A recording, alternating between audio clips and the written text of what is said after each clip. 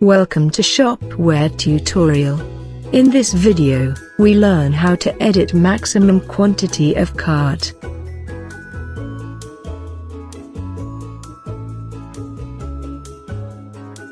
Log into the backend.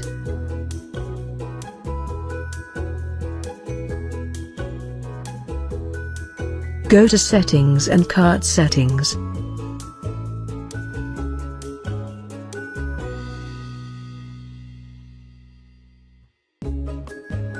Now edit the maximum quantity of cart.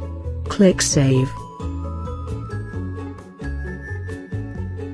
Now go to Site and refresh the page to see the changes.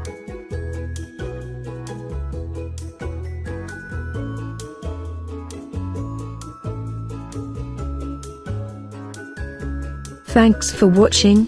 For more updates and Shopware video tutorials, please subscribe to our channel and also do not forget to press the bell icon, so that you never miss our upcoming videos.